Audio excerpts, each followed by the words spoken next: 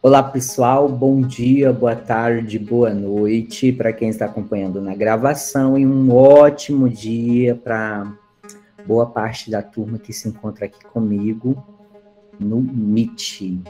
Estamos de volta para mais uma aula de geografia depois de alguns dias, né, algumas semanas, devido às intervenções de avaliação, recuperação e tal.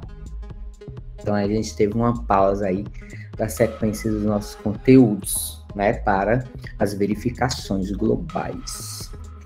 Pessoas, nós vamos começando oficialmente hoje conteúdo novo para o quarto e último período, né, gente? Estamos nos aproximando dos finalmente, terminando o ano letivo, né, gente? O quarto período, tá bom? Então, nesse quarto período, um dos assuntos que a gente vai estar tratando é um dos blocos econômicos. No terceiro período, inclusive as nossas avaliações trataram sobre isso, sobre blocos econômicos. Só que agora a gente vai pegar um bloco econômico, tá bom? O nosso livro didático separa um capítulo para esse bloco econômico que nós vamos tratar nesse quarto período. Não somente isso, claro, né, gente? Nós vamos ter outros assuntos além desse capítulo 21, tá bom? Quem quiser se aprofundar, dar uma olhada, sei lá, já ir se inteirando do assunto, nós não vamos começar com slide, com aquela aula mais aprofundada.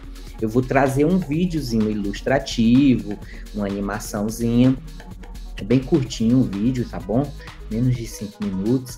Só que ele faz assim um resumão de tanta coisa que é muito bom. Essa animaçãozinha vai dar pra gente estar utilizando nas próximas aulas até como exemplo, né? Lembrando do vídeo, né, que falava daquilo outro. Então, a gente assiste o vídeo bem atento para que nas próximas aulas a gente fique sempre usando e relembrando o que essa animaçãozinha apresentou pra gente, tá bom?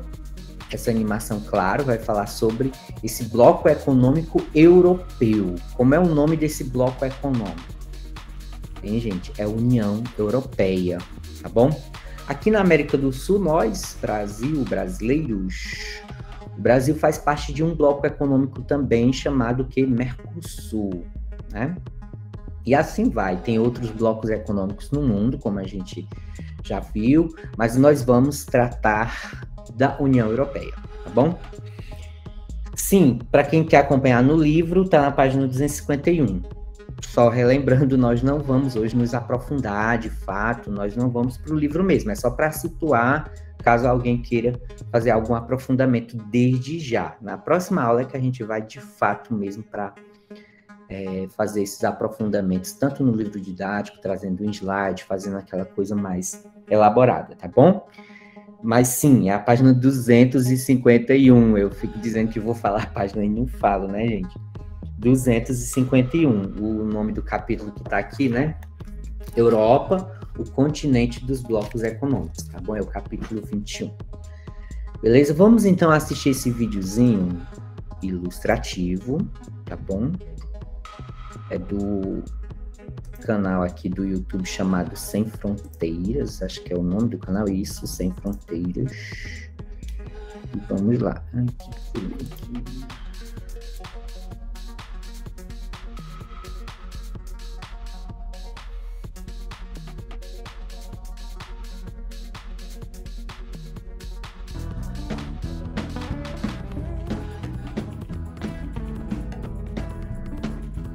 A União Europeia é um continente? Não. A Europa é um continente. Então a União Europeia é um país? Quase isso. A União Europeia é a junção econômica de 28 países europeus, que juntos são chamados de União Europeia. A União Europeia começou a ser formada logo depois da Segunda Guerra Mundial. Até então, somente como União Econômica. Ela foi inicialmente criada pela Alemanha, França, Itália, Luxemburgo, Holanda e Bélgica. Até 1992, a União Europeia era chamada de Comunidade Econômica Europeia, quando então os países pertencentes decidiram subir um nível nessa relação, deixando de ser um grupinho econômico para virar a União Europeia. Foi a partir desse momento que também se iniciou a ideia de um cidadão europeu e planos de uma mesma moeda, no caso o euro. Mas a União Europeia não é a mesma coisa que a zona do euro. Nem todos os países da União Europeia usam o euro, como por exemplo República Tcheca, Croácia, Suíça e Hungria. Portanto, esses países que não utilizam o euro como moeda não fazem parte da chamada zona do euro. Nascer ou portar a cidadania de qualquer país da União Europeia te permite morar, estudar, trabalhar e até votar em qualquer um dos países que compõem a União Europeia. Então, o que se iniciou como uma simples parceria econômica se tornou na grande União Europeia que conhecemos hoje. A parceria se estendeu para a política, sendo que os países da União Europeia têm um parlamento próprio, um presidente inclusive. Esse parlamento estipula as leis a ser seguidas pelos países parceiros. Estamos falando de meio ambiente, segurança alimentar, prevenção de fraudes e crimes, dentre muitos outros. Mais ou menos como um país, a União Europeia tem as suas próprias leis que devem ser severamente cumpridas. Imagine que algum país não está cumprindo suas regras. Logo, como qualquer cidadão do mundo que não cumpre regras, esse país vai para o tribunal e pode ser condenado por não cumprir suas obrigações. O Reino Unido está em processo de saída da União Europeia, mas isso não enfraquece a parceria, não. Existem diversos países que são candidatos para fazer parte do bloco, entre eles Turquia, Albânia, Montenegro e Sérvia.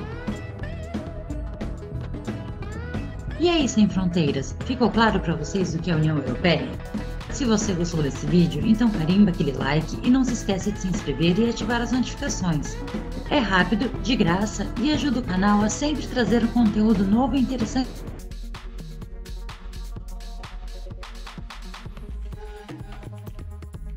Legal, né, gente? Esse resumo bem rapidinho, mas trazendo assim várias informações do que é esse bloco econômico, esse gigantesco bloco econômico, quase 30 países, né, pessoal, agregando em um único bloco econômico.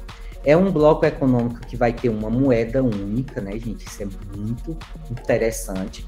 E aí você coloca, a gente vai comparando aqui com a nossa realidade. A gente faz parte de um bloco econômico, por exemplo, junto com a Argentina, Paraguai, Uruguai. Agora você imagina se houvesse uma moeda só para todos esses países aqui da América do Sul. Você imagina aí que você saísse do Brasil, se fosse o real, né? Vamos dizer que fosse o real, que fosse essa moeda de todo esse bloco econômico que nós temos aqui na América do Sul. Então, quando a gente fosse para a Argentina, a gente utilizaria a moeda do bloco. Não teria uma moeda lá da Argentina, uma moeda do Paraguai, uma moeda do Uruguai e uma moeda brasileira. Não, teria uma moeda só. Lá na Europa, nesses mais de 20, né, quase 30 países, é mais ou menos assim. Não é todos, gente. Como vocês viram no vídeo, tem alguns países dentro do bloco que eles não adotaram o euro como moeda, como a Suíça, né? Ainda tem outro termo que eu até pesquisei aqui, que não foi falado no vídeo, que é o espaço Schengen. Durante a sequência das nossas aulas, a gente vai estar vendo de forma mais detalhada esses assuntos, tá bom? Gente do céu, saiu aqui da aula ou não? Não saiu. Gente, é porque tem alguém ligando para mim. Eu achei que estava até interrompendo aqui a aula. Não vou atender. Deixa eu clicar aqui em recusar. Foi. Sim, o espaço Schengen, pessoal, conforme aqui o próprio site da União Europeia, que tem aqui é o ec.europa.eu, cheio de ponto aqui. Atualmente, o espaço Schengen abrange, eu não sei se a minha pronúncia está correta, abrange 26 países europeus, 22 dos quais são Estados-membros da União Europeia. Então, o espaço Schengen, pessoal, é esse espaço onde esses países resolveram tirar qualquer embargo, ele até explica aqui na sequência. Deixa eu ler na sequência, né, gente? Ó. É um acordo firmado entre países europeus que garante a livre circulação entre as nações participantes. Pronto. Então, se fosse o caso aqui do Mercosul, que no caso também nós temos um espaço semelhante a esse aqui no Mercosul, gente. No Mercosul, se você quiser ir para a Argentina sem precisar e você não tem um passaporte, você não precisa, apenas com um documento de identidade oficial, que seja oficial dos governos do bloco, por exemplo, uma identidade, uma carteira nacional de habilitação. Então, você não precisa usar um passaporte para circular aqui dentro do bloco econômico nosso aqui, do Mercosul. Então, lá na União Europeia, os países que adotaram essa política de abolir a exigência desse documento para entrar no país. Porque se você for do Brasil para os Estados Unidos, por exemplo, você precisa de passaporte. Você precisa de diversos outros documentos que são exigidos também e outras exigências mais, não é só isso. Então, tem toda uma burocracia que é exigida quando você sai de um país para o outro, que não faz parte de um bloco econômico e que não adota esse tipo de prática também, porque tem bloco, pessoal, econômico que não tem essa questão da livre circulação de pessoas, não, nem todo bloco adota esse tipo de prática. O Mercosul tem, a União Europeia tem, mas já tem outros blocos que não. E aí, no caso da União Europeia, gente, são 26 países que você pode circular livremente apenas com a sua identidade. Você tem a identidade de Portugal, você é português, por exemplo, e você tem uma identidade, uma RG, como nós falamos aqui, né? Ou você tem uma CNH, uma Carteira Nacional de Habilitação, lá de Portugal. Então, você pode circular entre a Alemanha, entre a França, Luxemburgo e tal, os diversos, né, em torno de 26 países que fazem parte desse espaço Schengen.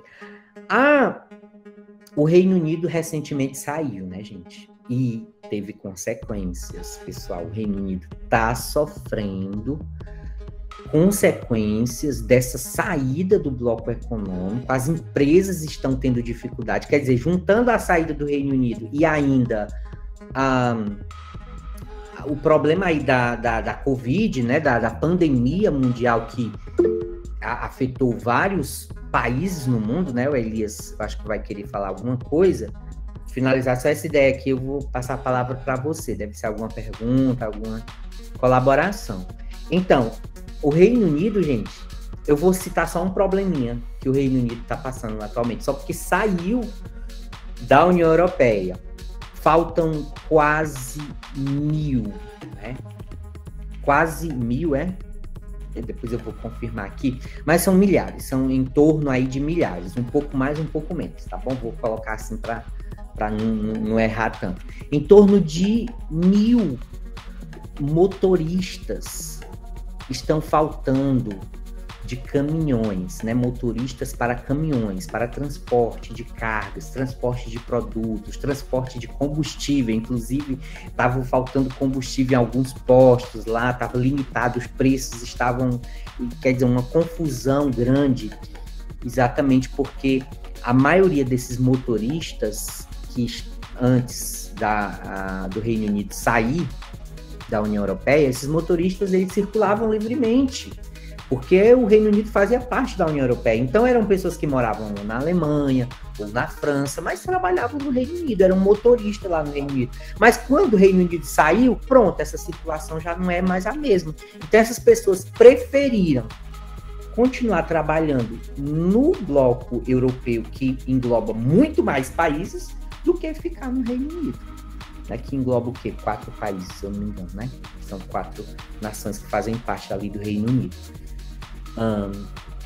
E aí, eu vou passar então a palavra aqui pro colega, né? Senão eu esqueço, né, gente? O Elias queria dizer alguma coisa? Uma pergunta? Diga aí, Elias. Eu tenho uma pergunta, mas antes, achei até interessante o que você comentou, né?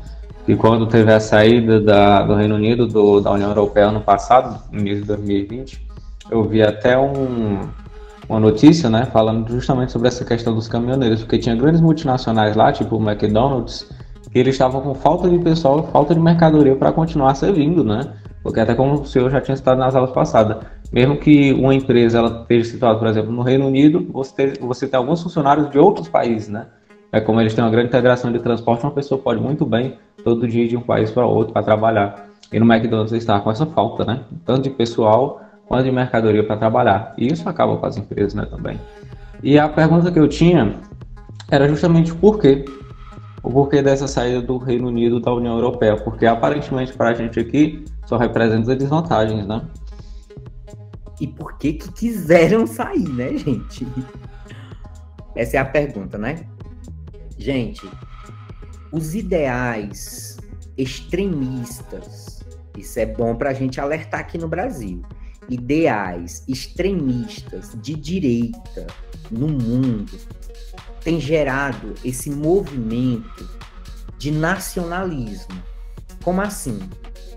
Há essa ideia de a gente ter empresas brasileiras trabalhando, colocando filiais ou multinacionais no mundo, na Índia, na China. Isso você pode falar a partir dos Estados Unidos, que tem muitas empresas no mundo, ou você pode falar a partir do Reino Unido também, que, sei lá, tem algumas empresas que, por exemplo, tinha sedes na Alemanha, na França, ou em qualquer outro espaço que era da União Europeia. Aí ficava essa ideia, gente, de olhar só para o seu umbigo. Que os Estados Unidos meio que viveu isso no período do Donald Trump, né? Então, as empresas não... vamos lutar para o nacionalismo.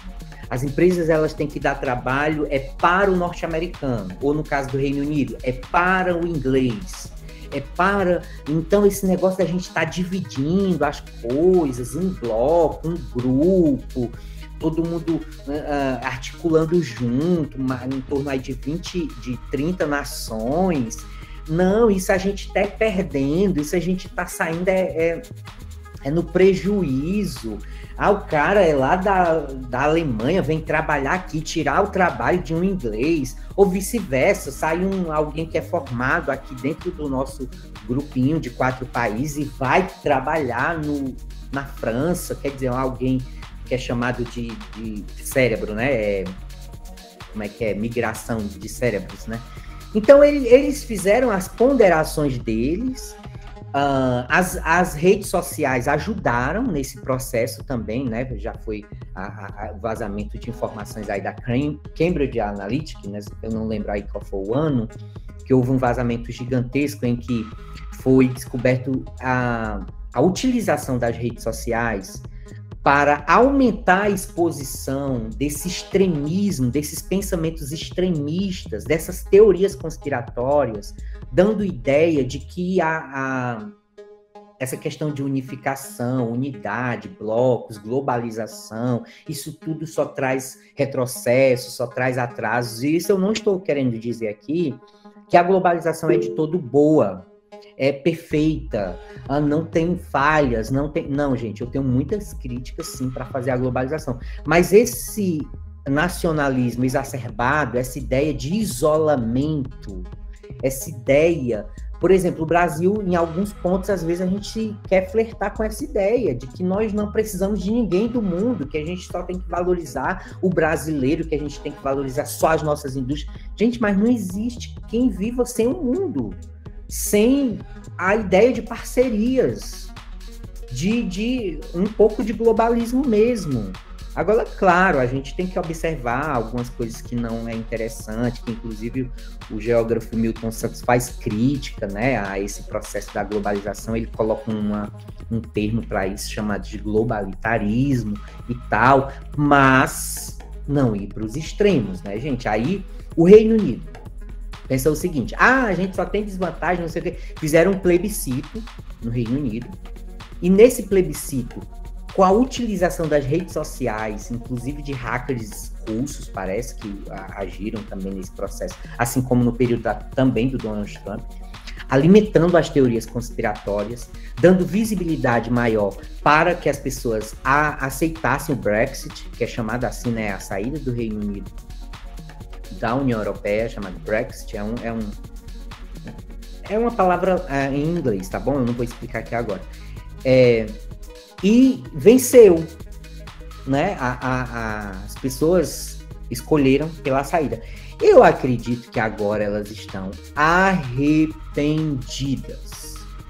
Foram traídas por uma questão das redes sociais, por uma questão de pessoas manipulando através até de robôs.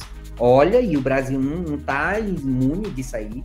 De vez em quando ocorre aí umas loucuras nas redes sociais, umas hashtags sobem aí no Twitter com a ação de robôs. Inclusive, às vezes, até fake news em relação a vacinas, em relação à política, em relação a tudo no mundo. E aí as pessoas não se ligam, não vão procurar fonte, não vão pesquisar, não vão procurar argumentos científicos. Fica o oba-oba, fica alimentando coisas sem pé, sem cabeça. E aí, às vezes, acaba escolhendo coisas que não é o melhor para a população, é o melhor para um determinado grupo, é o melhor para uma determinada parcela. Só que essa parcela, como ela é rica, ela impõe para o restante da população a sua forma de pensar. E aí a população, ela adota de uma tal forma que acha que é até original, que é algo que é bom para ela. Mas quando vem a conta, quando vem as consequências, é aí que as pessoas vão entender que não era o melhor para elas, que aquilo não era tão interessante. Aí vamos observar aí, uma pessoa que está morrendo no hospital, uma pessoa de idade, sei lá, 60, 70 anos, isso está acontecendo aqui no Brasil agora. Está morrendo, os médicos vão perguntar, a senhora está vacinada? Não, eu não estou vacinada. Por quê? Por causa da família, que obrigou aquela senhora a não tomar a vacina por causa de teorias conspiratórias. E agora o organismo dela está morrendo por ausência de anticorpos para combater aquela doença. Que já tem vacina para isso, para ensinar o teu organismo a combater a doença. Mas por causa de teorias conspiratórias, mas por causa de movimentos extremistas de direita, geralmente, não quero dizer que a direita toda seja podre, mas existem esses movimentos, e o Reino Unido viveu isso.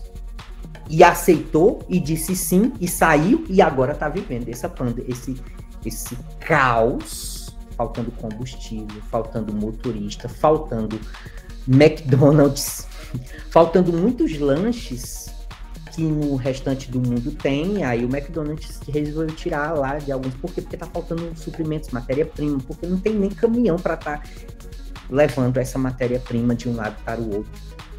Veja, gente, isso só são exemplos bem pontuais.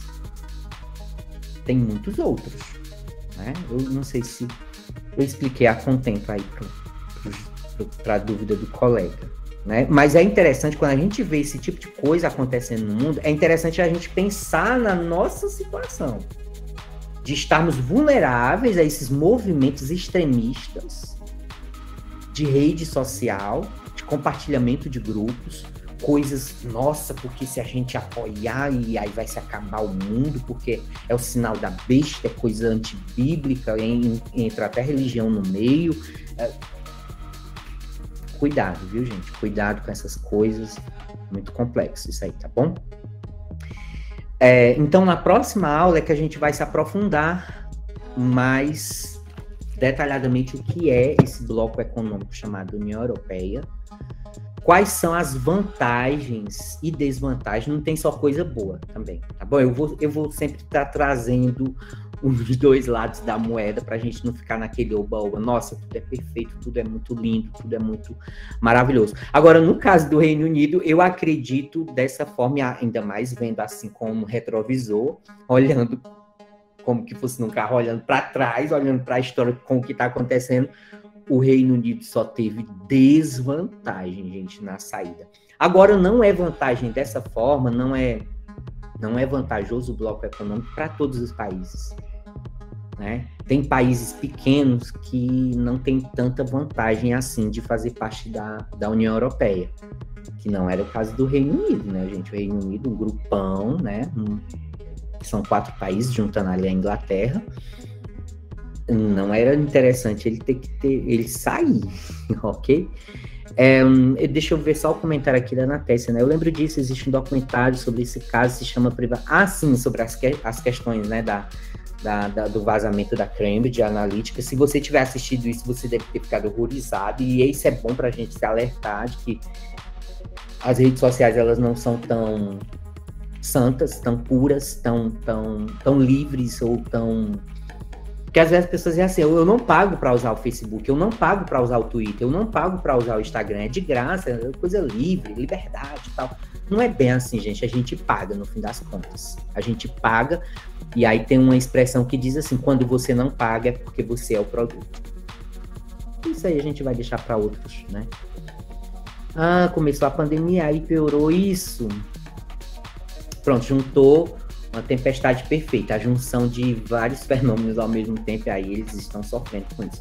Então, na próxima aula, a gente vai para o livro, vai para o slide, vai para aquele aprofundamento mais denso, onde nós começamos na página 251, União Europeia, tratando de o que é esse bloco, os números que envolvem esse bloco, o caminho que seguiu desde o início, depois da Segunda Guerra Mundial. Esse bloco, ele começa, gente, principalmente depois da Segunda Guerra Mundial. Eles gostaram da ideia de trabalhar juntos para combater a Alemanha, que depois a Alemanha vai se tornar lá junto, porque a Alemanha era inimiga, né? Inimiga da França, inimiga, inclusive, dos Estados Unidos, né, e tal.